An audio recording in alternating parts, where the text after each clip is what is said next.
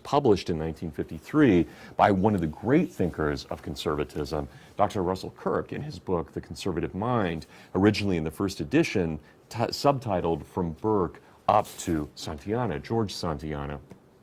In this book, Kirk really tries to explain through a series of vignettes what it means to be a conservative, and he starts with the figure of Edmund Burke, great Anglo-Irish statesman from the 18th century, one of the most important defenders of American liberties, at least on that side of the Atlantic during the conflict with Britain, but also a figure who lived a rather adventuresome life, not only in Parliament, but out of Parliament as well. Kirk sees him as a touchstone, and we'll talk more about him in a later lecture, but Kirk sees him as a touchstone for all kinds of thought in the Western tradition. That is, Burke is one of the greats, and much of the Western thought, especially coming out of Plato and St. Augustine, really culminates in the figure of Burke. Burke then traces a whole series of figures, beginning with John Adams, who follow in the line of Edmund Burke, and ultimately takes that up, at least in this edition here, the 7th revised edition of the book, up to T.S. Elliott, the great poet, really the great bard of the 20th century. So Kirk tries to show conservatism not just through the life of the mind and the great conversation, but he also tries to show conservatism through the human person. That is, what is it within a certain person that really shows forth timeless truths? What is it that that person is trying to conserve? And so in a book such as The Conservative Mind, you can find such incredibly diverse figures next to each other, such as the great Southern thinker John C. Calhoun with the leader of the Union forces and the leader of the Union government during the Civil War, Abraham Lincoln. We might take these two figures and say, how could both of these be in a work of conservatism when they were so opposed? But Kirk's point is exactly that because the human person is diverse, we look for those ideas within the human person that express timeless truths. So each of the figures that we find in Kirk's conservative mind, in a sense, it's a hagiography, is an attempt to discover a truth that is manifest within an individual person. And Kirk was quite clear about this throughout his life. In fact, earlier in the book, he describes one of the principles of conservatism as, and he states this so beautifully, as Kirk always does, as a principle of proliferating variety. That is, each person, whether it be Winston or myself or anyone watching this, from Adam to the last man, that each person is a unique expression of the infinite mind of God. So we ourselves are limited and finite, but the very fact we're made in the image of God means that we each express some new idea about what God is. And that is really Kirk's principle of proliferating variety, which he took originally from the great Southern figure, John Randolph of Roanoke, who talked about this in terms of a real individualism as opposed to a false individualism. So Kirk's idea of conservatism is really an understanding of finding what is true and good and beautiful, not only within the human person, but also within human culture, whether that is with a cultural expression of law, or a cultural expression of economics, or of poetry, of literature, or of politics. We can find these truths in all kinds of areas. So Kirk starts, at least in this book, with Edmund Burke, but I think we can also go back and look not only through Kirk's writings, but through other writings as well, that we can trace this heritage all the way back to the beginning of the Western tradition. Kirk does that in a later book called The Roots of American Order, which we also have a copy of here, which went through several editions as well. Kirk initially published this for a press in 1974, and it was to commemorate the 200th anniversary of America's birth, which of course would be 2 years later. This book was in part preparation for that. And in this book, which looks as though ostensibly from the title, it is specifically about American history, it is really in fact about the Western tradition, looking at the Jews and the Christians, the Greeks and the Romans, the medievals, the reformers of the Reformation, and trying to find what is it that they contributed to an understanding of what should be conserved in the Western tradition, ultimately then again culminating in the American tradition, specifically in the tradition of Philadelphia in 1776 and again in 1787 with the writing of the U.S. Constitution, which Kirk called the greatest conservative document of the Western tradition. So all of these things are really about the conservation of the West. And we can do a more detailed analysis of that as well. But for now, I think that it's important to note that for Kirk, conservatism really is a conservation of the best of what had come before us at this point in time. So when you're talking about conservatism in the Western tradition, you're using a little different notion than I think we typically use in the modern era, which is to focus primarily on politics and economics. Why go beyond politics and economics? Kirk took an idea from a very important figure who is largely forgotten today, a man by the name of Christopher Dawson, who died in May of 1970, had been born in 1889, very much an English Edwardian figure, a bit of a Victorian, but really more of an Edwardian, and very much a true Englishman in every sense. But Christopher Dawson had argued in his many books that in order to understand the culture, we have to understand the root of culture, and that is the cult. Cult here not meaning in a kind of creepy way of people coming together and worshiping strange things, not as the occult, but literally the cultus, from the Latin cultus, the idea of a group of people coming together to worship the same divinity. And Dawson makes the point that there are no people anywhere prior to the French Revolution that we know of, no anthropologist can find them if they existed, people who had no divine. Now their divine may be as diverse as a grove of trees, or it may be cattle, or it may be Jesus Christ. Whatever it may be, they had something that was larger than themselves, something that transcended them. And so Dawson's argument is that really all things flow first from a religious understanding of the world. Again, whatever that theology may be, and that is usually, those ideas are transmitted generally in song and poetry. They become part of a people's myth or story, almost always proclaimed, at least in the Western tradition, by a bard or by a priest and a professor.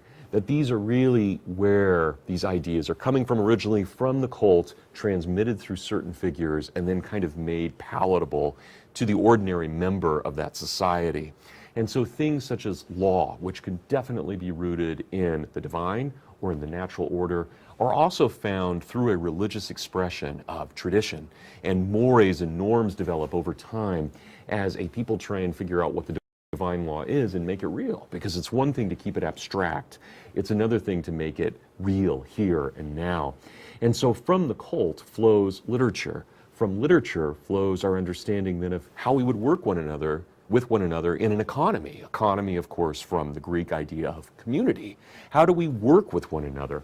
What is our connection? The same thing is true with law as we practice it now. So we have positive law. We know that, for example, we're filming this in Houston. In Houston, there are curfew laws.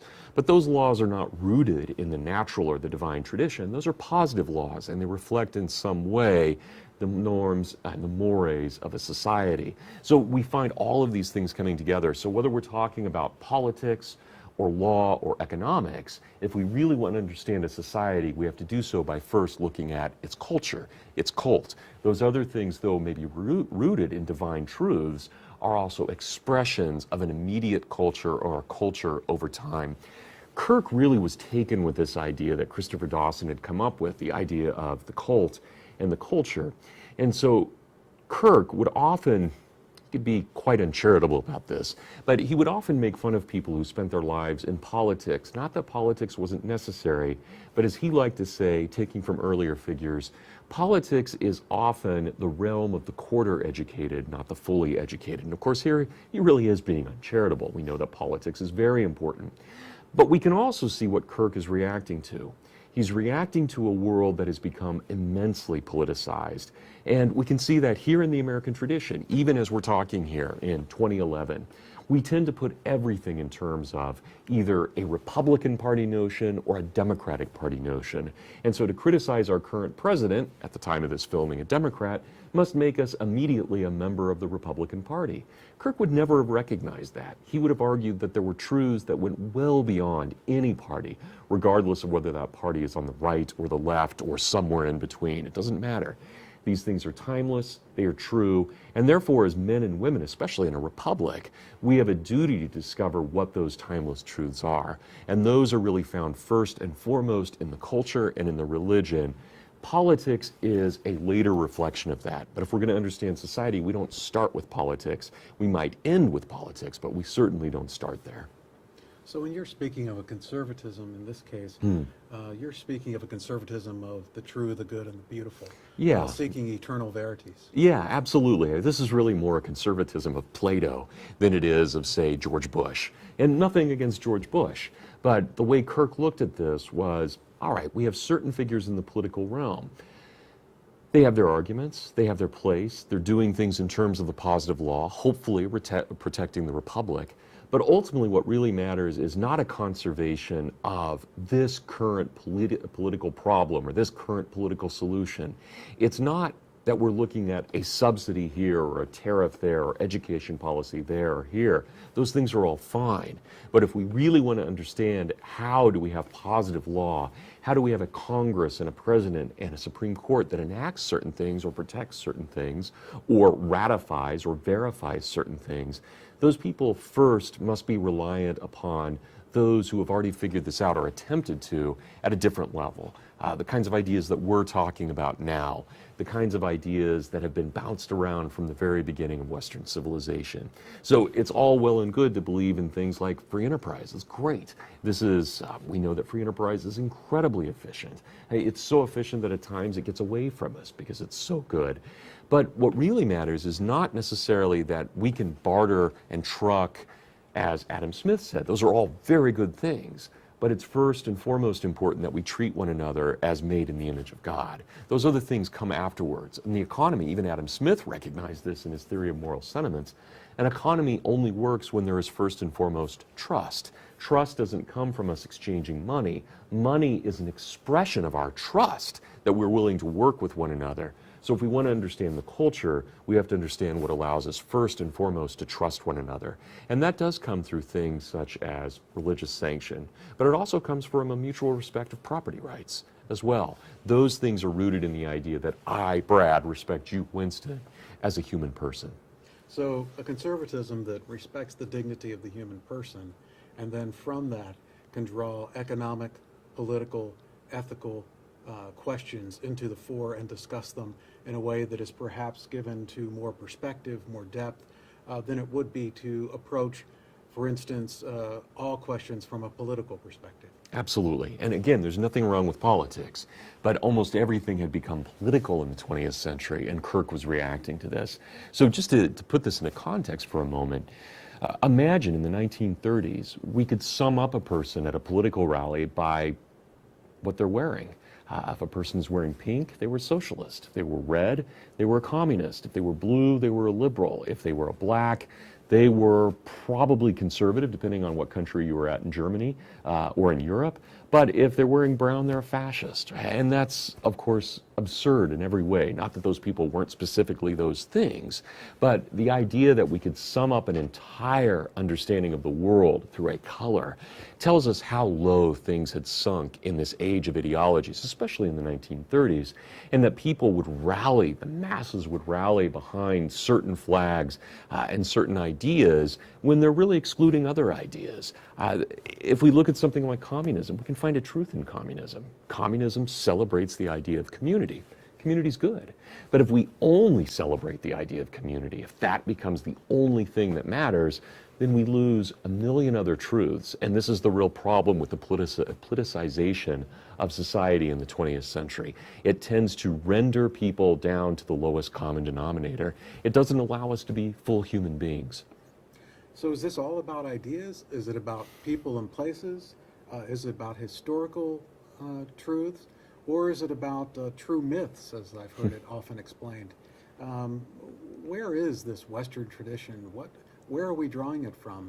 How can we have such a rich heritage and seemingly spend so little time discussing it?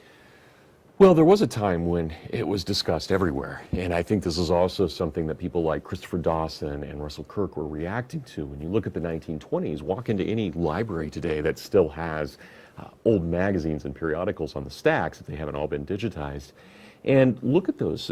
Thumb through almost any journal of the 1920s.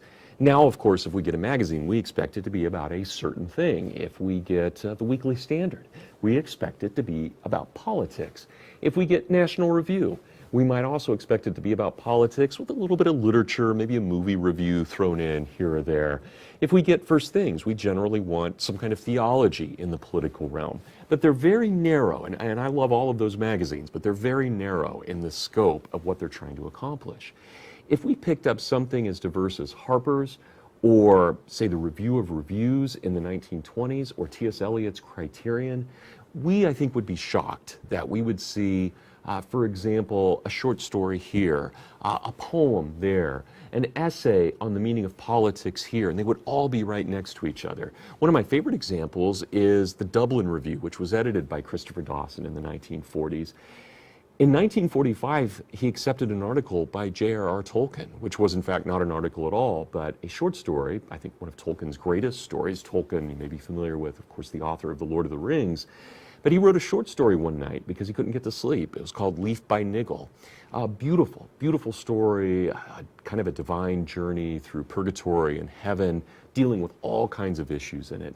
But that came out in a magazine, a journal that we would generally describe as political. And yet, here's a short story about a man going through purgatory, kind of a fantasy. There was also in that same issue a history, if I remember this correctly. I'd have to go back and look at the issue specifically, but from memory, there was an issue about the Spanish Civil War. There was an issue about tax policy in Britain. There were other historical moments, and there was poetry. And this was just typical in the 1920s, 30s, and 40s, that if you were to pick up a journal of any kind of politics or literature, you wouldn't expect it to be about one thing.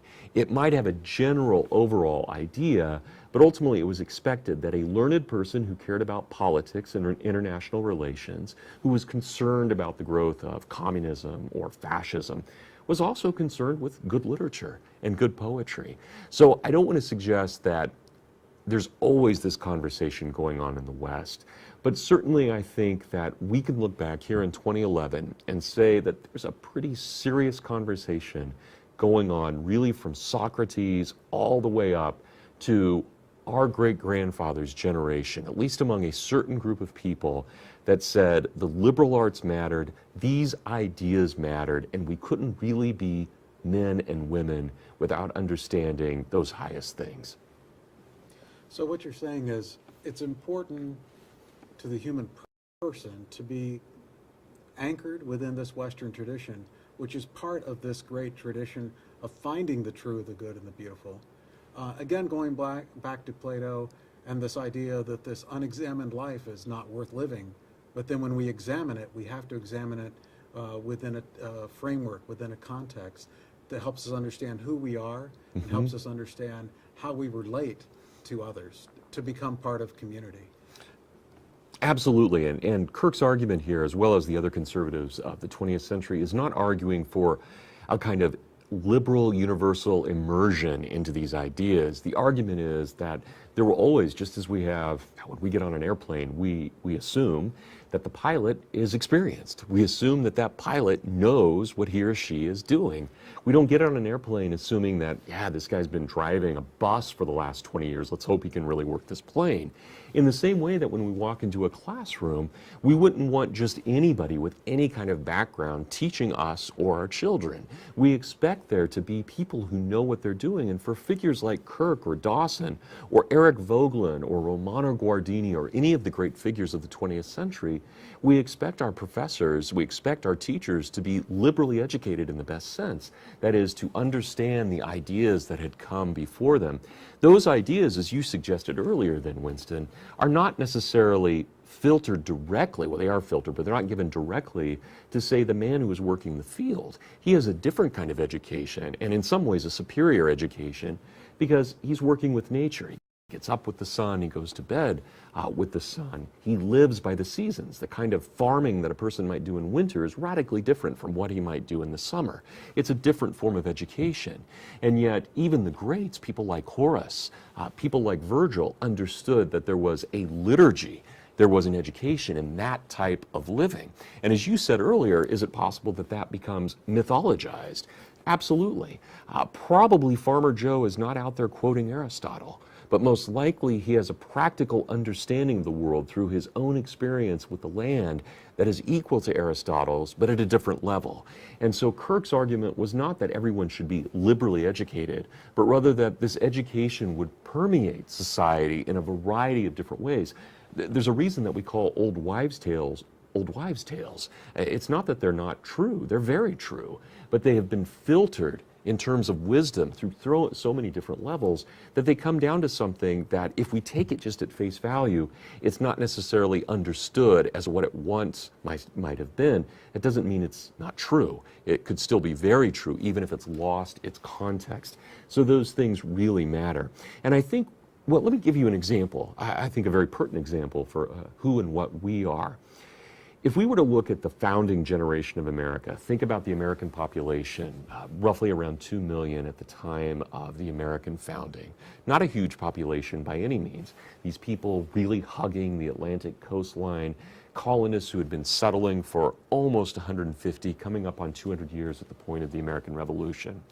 If we were to take almost 9 out of every 10 founders, those who signed the Declaration, wrote the Constitution, those who signed the Articles of Confederation, sat in the first Congresses, both of the Continental Congress as well as the later Congress, under the American Constitution, probably 90%, 9 out of 10, as I suggested a little bit ago, would have had a liberal education, meaning that they would have been educated in things that transcend the immediate moment. They would have known their Cicero, they would have known their Livy, they would have known their Tacitus, they would have known their Greek history and their Roman history very well.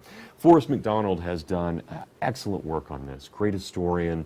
Forrest McDonald has shown in an article he wrote, published in Requiem, in his great book Requiem, that the founders as a whole, those who had gone to college, again, many of them, the vast majority of them, would have had a very common experience in college. And he takes, in his example, he takes the entrance requirements to what was then called King's College, now Columbia University, and he looks at what those requirements would have been in the 1750s and 1760s. For a young man to enter college, and of course this was at this point the exclusive privilege of men, for a young man to enter college, he would have done so at about the age of 14. And to get into college, he would have had to have proved fluency in Latin and Greek. And not only just in Latin and Greek, he would have been able to have proven that he could move from Latin, not just into English, but into Greek, Greek back into Latin, and then both of those languages into English. Now imagine a 14-year-old boy being given, say, the first 3 books, which are very long, and this was the entrance requirement, of Virgil's Aeneid in Latin, and told to translate those into either Greek or English. Now that tells us something about the world of the founders. They were immersed in the classical literature of an earlier age. And could we ever be surprised then, when we think about that the writers of the Federalist Papers sign their names Publius? They take an old Roman general as their exemplar. Or should we be surprised that George Washington was called the American Aeneas, or that he was known as the American Cincinnatus? He had all these Roman and Greek titles during his own lifetime. In fact, many considered him a Roman demigod reborn, not literally, of course, but symbolically. So when we get to someone like Thomas Jefferson in 1825, a year before he dies, when he's asked, what was it that inspired you to write the Declaration of Independence? He says, there's not an original idea in the Declaration. These are the ideas of Aristotle, Cicero, Sidney, and Locke. There's a train. That is the Western tradition right there, and our founders understood that. And what a moment in time that these men, liberally educated in the greats, part of this great conversation that we're trying to engage in here, that they were the men who gave us the republic that we now enjoy right here, now.